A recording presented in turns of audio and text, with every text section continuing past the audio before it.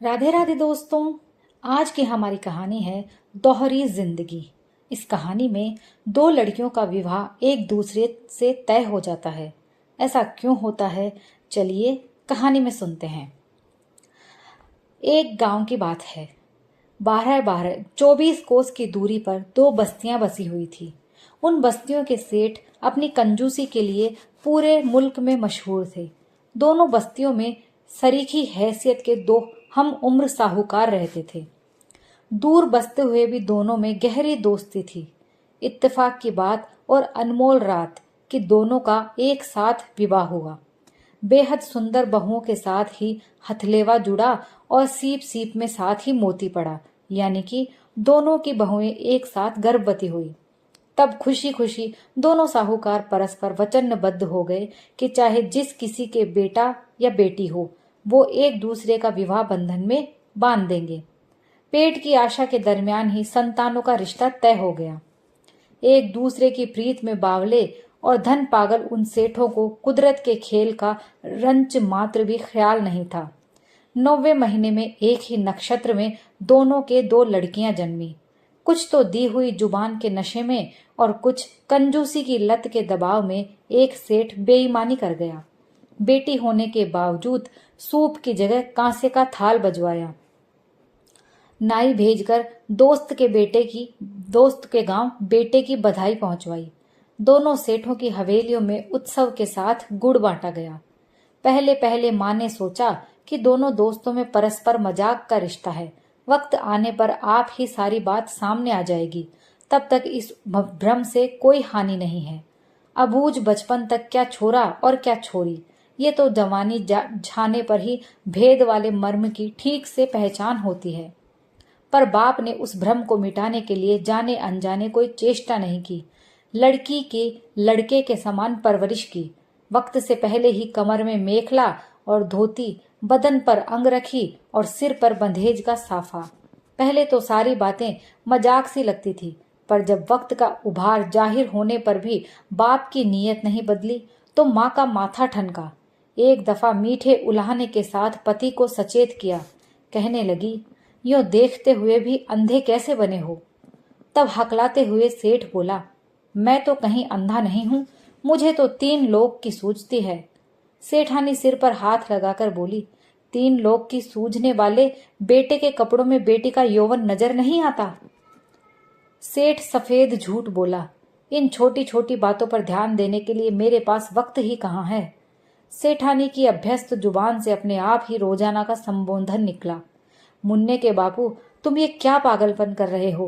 बेटी तो हाथ पीले करने लायक हो गई और तुम्हें ये छोटी बात नजर आती है। सेठ ने कहा, पर हाथ पीले करने की मेरी मनाही थोड़ी ही है।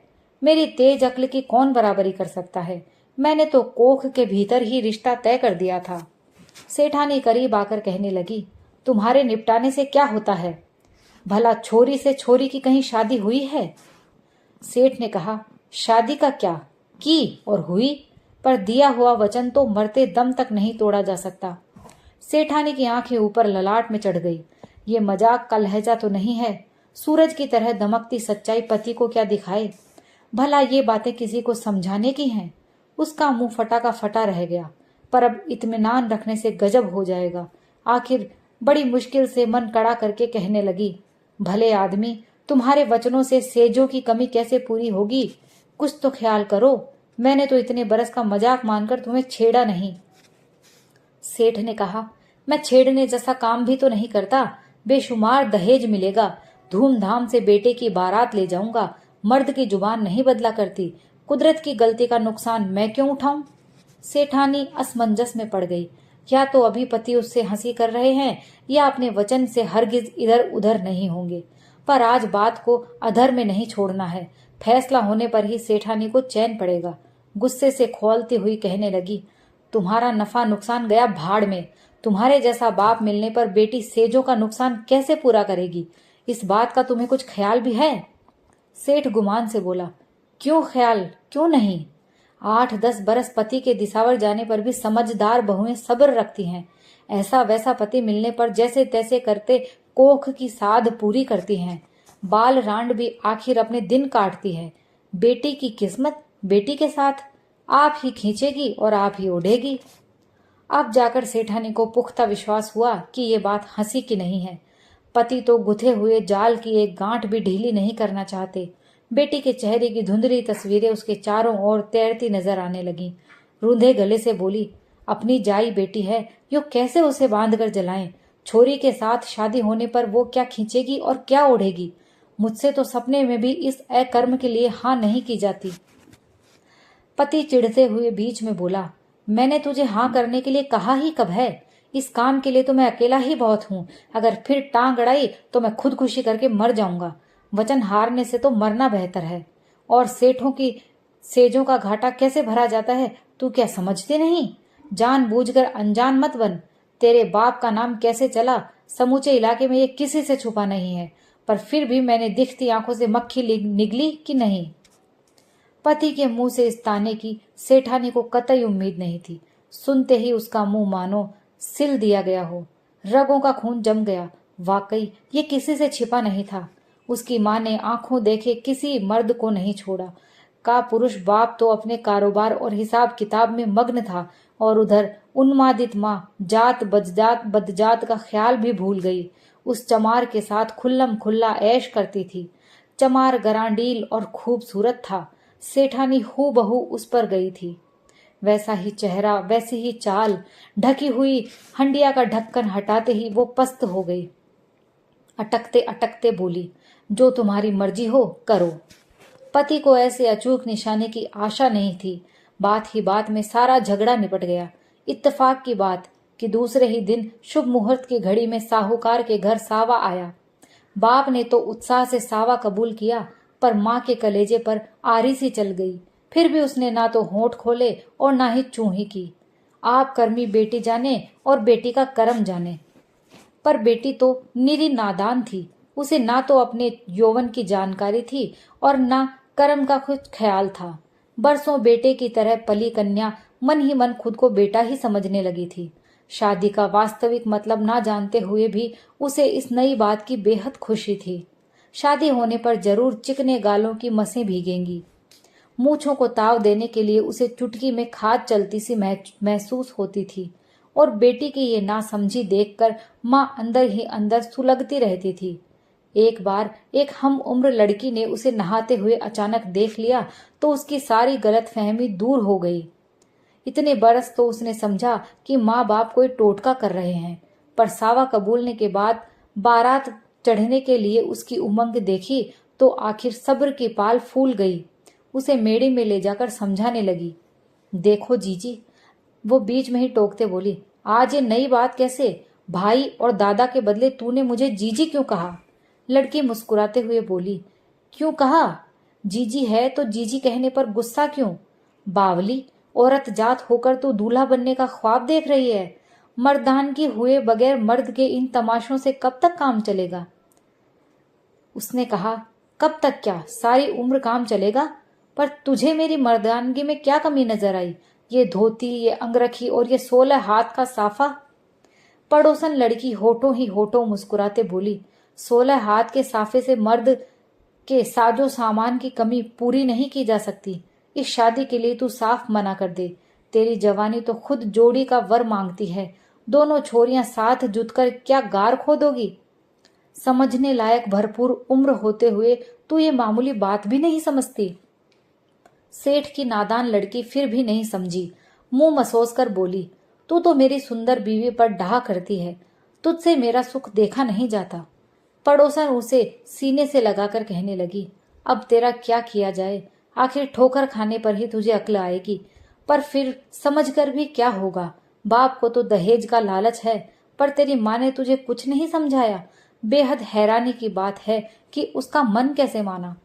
तब वो अबूझ लड़की अधीरता से कहने लगी, अभी जाकर माँ से पूछता हूँ, वो मुझसे कुछ नहीं छुपाएगी। ना छुपाए तो अच्छा है। इतना कहकर वो पड़ोसन लड़की अपने घर चली गई और सेठ की बेटी हड़बड़ाती हुई माँ के पास पहुंची। पूछी, माँ, आज एक लड़की ने मुझे हैरानी की बात बताई कि मैं सिर्फ मर्दों के कपड़े पहनता हूँ, हकीकत में मर्द नहीं हूँ। पर मैं उसकी बात मानूं तब ना। तू मुझसे हरगिज न छुपाएगी। बोल, वो झूठी है कि नहीं? मैंने तो उसके मुंह पर ही कह दिया कि उससे मेरी सुंदर बीवी का रूप सहा नहीं जाता। माँ ने मुंह घुमाकर आंखें पोंछी। कुछ देर बाद रूंधे सुर में बोली, अगर ऐसी बात होती तो क्या मैं तुझे पहले ही होशियार नहीं कर देती? अबूझ लड़कियां चलते ही चुहल कर लेती हैं।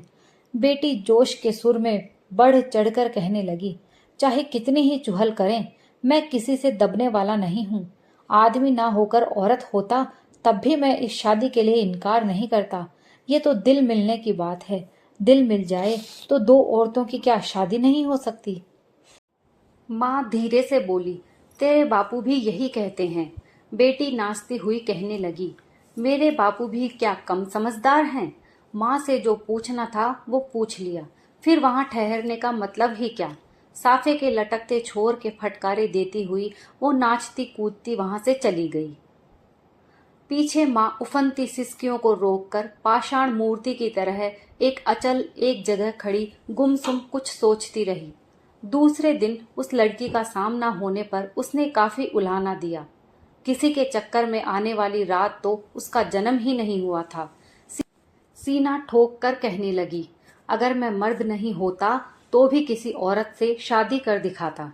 एक दूसरे की आंखों में हम रत्ती भर भी नहीं खटकती। पड़ोसन की कोख तो नहीं उधड़ी थी, पर फिर भी शादी हुए ये दूसरा साल था। भोलेपन की ये बेहुदा की बात सुनकर उसे हंसी आ गई। समझाते हुए कहने लगी, मुझे तो तेरे घर के कुएं में भांग पड़ी लगती है। अरे बावली, चक्की के पाट आपस में टकराने से क्या होता है? मर्द की गर्ज तो मर्द ही पूरी करता है। नादान लड़की कहने लगी, मर्द क्या नो की तेरा करता है, पर चक्की के पाटों पर तो सारी दुनिया पलती है। आटा पिसता है, दाल दली जाती है। इस दफा पड़ोसन अपनी हंसी रोक नहीं पाई, ताली बजाकर जोर से हंसी। हंसते हंसते ही बोली, अब तुम दोनों दाल दलने से पीछे मत रहना। उसकी हंसी से नादान लड़की शर्मा गई। जबरन हंसने की कोशिश करते हुए बोली, क्यों, दाल दलने में क्या बुराई है?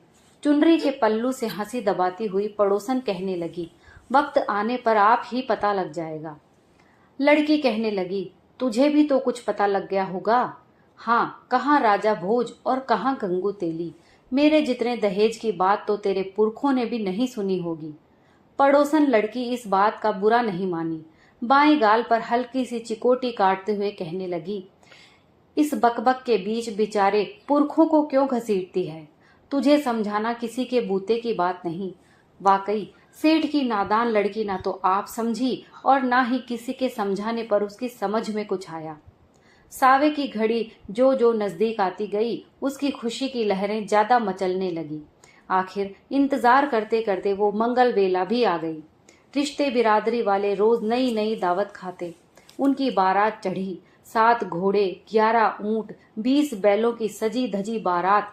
दूल्हे का बाप भूरे ऊंट के अगले आसन पर बैठा था और दूल्हा नागौरी बैलों की बहल पर धर कचोधर मजलो रणगार के साथ बारात बेटी के गांव पहुंची।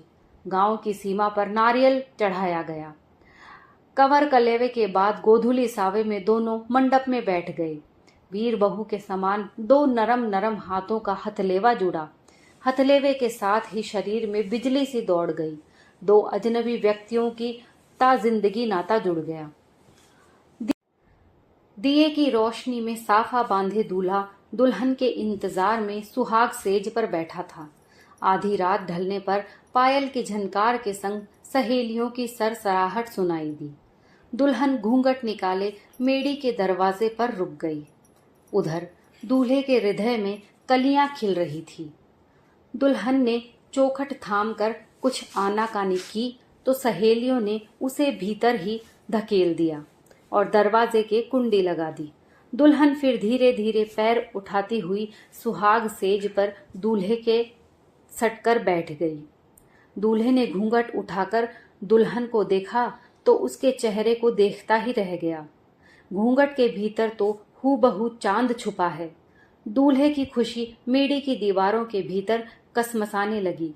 दुल्हन के गालों पर हाथ फिराता हुआ बोला, तेरी खूबसूरती की तारीफ तो बहुत सुनी, पर ऐसे रूप की तो मैं सपने में भी उम्मीद न की थी। दुल्हन के गुलाबी होठ खुले, मधुर आवाज में कहने लगी, आप भी क्या कम खूबसूरत हैं। मेरा रूप तो आपके सामने पानी भरता है। दोनों एक दूसरे का चेहरा निहारते हुए सलोनी आब की नजरें भर भर कर पीते रहे। मेढ़ी के दरवाजे पर खड़ी औरतें दरारों में झांक झांक कर तंग आ गई, पर उनको उजाले के अलावा दूसरा कुछ नजर नहीं आया। शायद आंखों की प्यास बुझने पर दूसरे अंगों की प्यास जगे। दूसरे दिन भी मेढ़ी में वही नजारा। औरतों की आंखें पथरा गई, पर उन्हें चाह के मुताबिक दूसरी कोई झलक नहीं दिखी। नाजुक पिंडलियों में दर्द कसक साने लगा तो एक एक करके सभी सीढ़ियों से नीचे उतरकर चली गई। शर्म शर्म की जगह होती है, ऐसी भी क्या शर्म। लगातार 2 अनमोल रातों का सत्यानाश कर दिया। ऐसी प्यास का क्या अंत। एक पल देखो तो वही बात, और सारी रात आंखें फाड़ो तो वही बात। अपनी अपनी प्यास और अपनी अपनी समझ। दुल्हन ससुराल आ गई, पर तब भी दूल्हे की ना तो शर्म दूर हुई और ना ही समझ बदली। माँ की फिक्र का तो कहीं अंत ही नहीं था।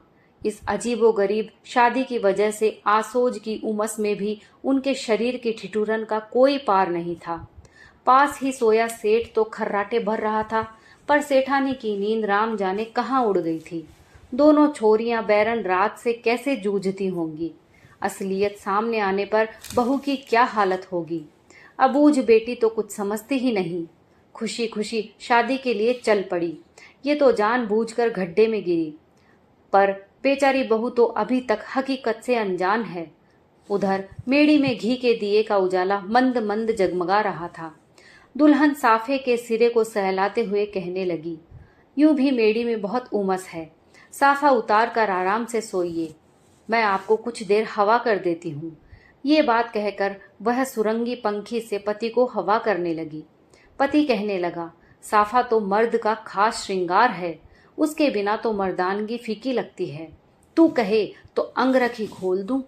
इधर दुल्हन नाजुक कलाई से हवा कर रही थी, उधर पति बेझिझक अंगरखी के बंद खोलने लगा। अंगरखी का गिरेबान उधड़ते ही दुल्हन ने पति के निर्वस्त्र सीने को देखा तो अनजाने ही उसके मुंह से चीख निकल गई, और चीख के साथ ही वो पलंग पर ढेर हो गई।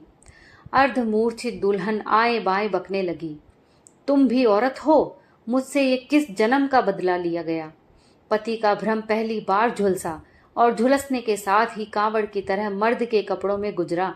जीवन उसकी आंखों के सामने तेजी से घूमने लगा। पड़ोसन का समझाना अब जाकर उसकी समझ में आया। भ्रम का भूत इंसान को किस तरह अंधा और बहरा बना देता है, उसे ना तो दिखता है ना कुछ सुनाई पड़ता है। भ्रम के पर्दे पर जो छवि देखना चाहता है, उसे वही छवि दिखाई देती है।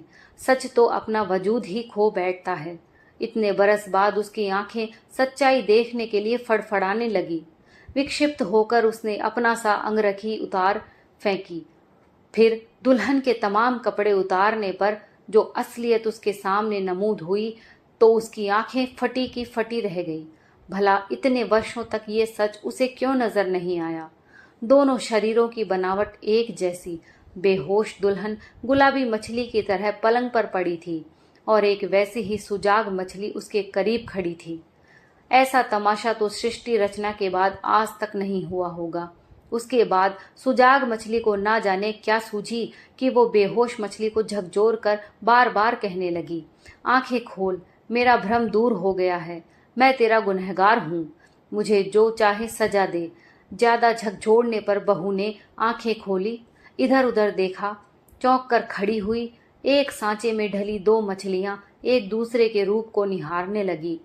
पति बनी मछली ने फिर अपना कसूर कबूल किया। कड़े से कड़ा दंड भोगे तो कुछ शांति मिले। उसने तो खुद आफत को न्योता दिया, पर बहू तो अनजाने ही इस आग में गिरी है। उसके साथ तो धोखा हुआ है। इस धोखे की तो सजा जो मिले वो कम है। बहू भली और सयानी थी। कसूर मानकर तहे दिल से पछताना ही सबसे बड़ी सजा है।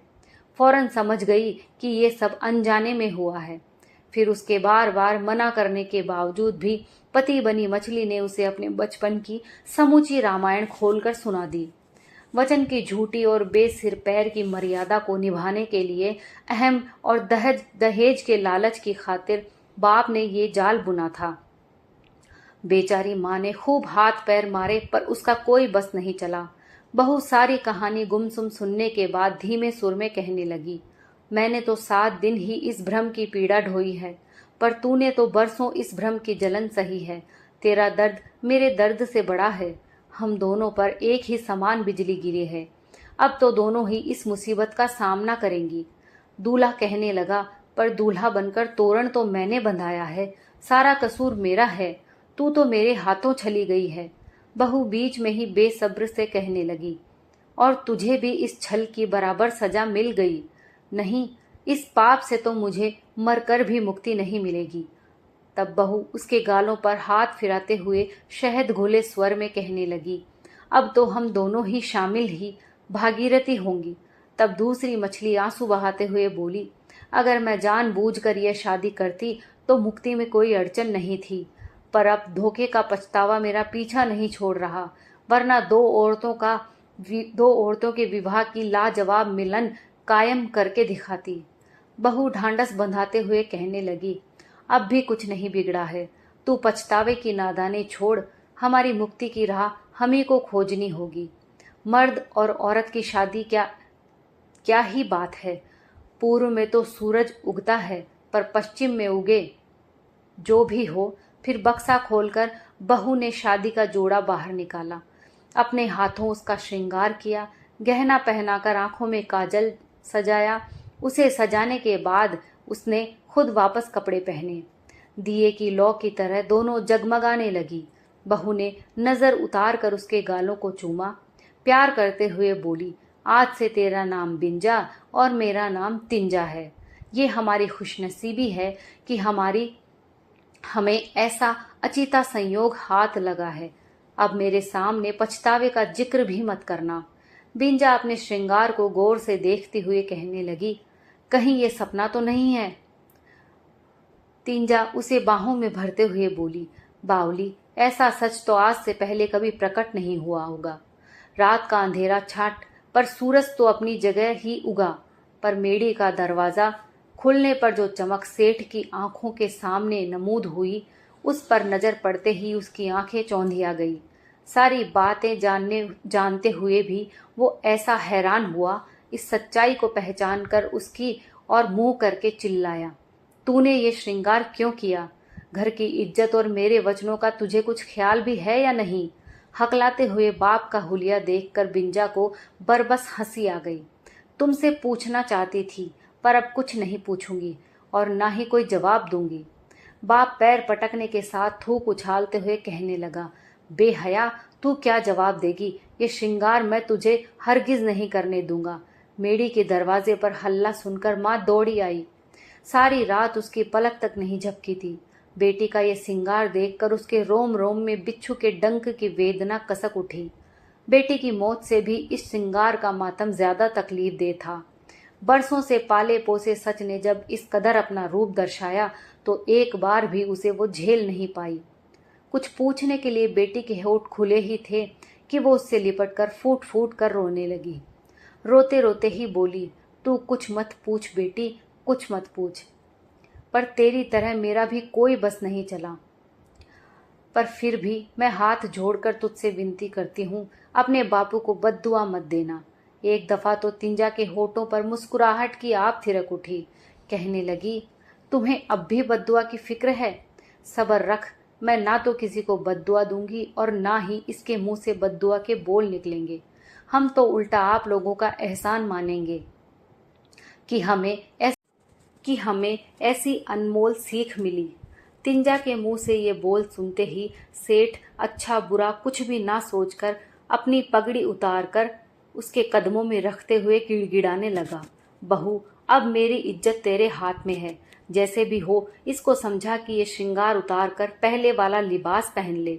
तिंजा खिलखिलाकर हंसने लगी और बोली, तुम अब भी मुझे बहू के नाम से पुकारते हो? धन्य है तुम्हारी इज्जत और तुम्हारी मर्यादा। समझ में नहीं आता कि झूठे लिबास से तुम्हारी इज्जत कैसे बचेगी, और ऐसी इज्जत बचाकर करना भी क्या है। आज तक तुमने अपनी मनमानी की, पर अब हमें अपनी मनमानी करने दो। हम तो तुम्हारे छल को सरेआम वरदान की तरह कबूलना चाहती हैं। सेठ को अपना असली रूप जाहिर करने के लिए कोई बहाना चाहिए था। तिंजा के मुंह से ये बोल सुनते ही वो अपनी असलियत पर आ गया। आंखों में रंग लाकर कहने लगा, इस घर में तो मेरी ही मनमानी चलेगी। अगर अपनी मनमानी चलानी है तो तुम्हारे लिए यहाँ जगह नहीं है। इस बार तिंजा बोली, हमें ये जगह अब शोभा भी नहीं देती। फिजूल ही बकवास से बात दूसरी ओर मुड़ गई। हम यही कहने के लिए तुम्हारे पास आ रही थी। मर्जी हो तो आशीष देना, अब यहाँ सांस लेने का भी हमारा मन नहीं करता। सेठ अब अपने मुद्दे पर आ गया और कहने लगा, गहने की एक कौड़ी भी वापस नहीं दूंगा, इस भरोसे में मत रहना। बापू गुस्से से खोल रहा था पर बेटी से हंसे बगैर नहीं रहा गया।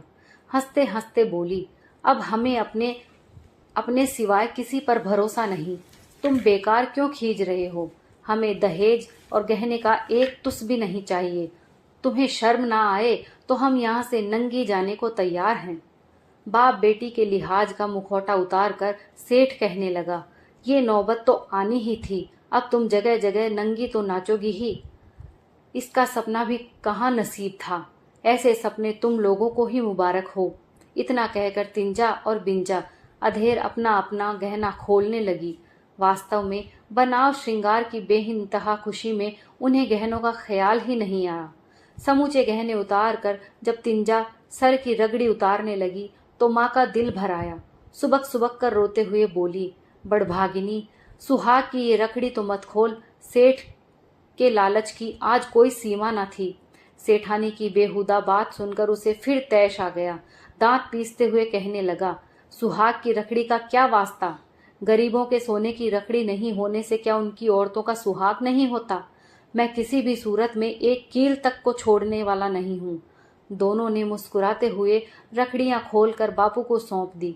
जिंदगी में पहली बार सेठानी ने पति को झिड़का। कुत्ते ने तो नहीं काटा है तुम्हें? किसी पागल कुत्ते ने काट लिया हो तो बता दो। सेठ छाती पीटते हुए भर्राया, पागल कुत्ते ने तो इनको काटा है, पर तुझे क्यों नजर आने लगा? मैं मानने वाला नहीं हूँ। लाखों की दौलत को ठोकर लगाकर जाती हैं तो जाने दो। ऐसे घिनौने माहौल में सांस लेना भी नामुमकिन हो गया तो दोनों बगैर कुछ कहे सुने वहां से चल पड़ी। पर माँ के दिल में भी भ्रम की कमी नहीं थी। आंखों के पानी को ही वह ममता का रूप मानती थी और उनसे कहने लगी, आखिर जाओगी कहाँ? बिंजा ने जाते जाते धीरे से जवाब दिया, जहां हमारी तकदीर ले जाए। इतना कहकर तिंजा और बिंजा बिना पीछे मुड़े हवेली से बाहर निकल गई। दोस्तों, ये कहानी यहीं समाप्त होती है। अगर आपको कहानी पसंद आई हो तो प्लीज़ लाइक शेयर कीजिए और अगर आप मेरे चैनल पर नए हैं तो प्लीज़ मेरे चैनल को सब्सक्राइब कर लीजिए। मैं रोज़ आपके लिए ऐसी ही अच्छी अच्छी कहानियाँ लेकर आती हूँ। कहानी सुनने के लिए आप सभी का बहुत बहुत धन्यवाद।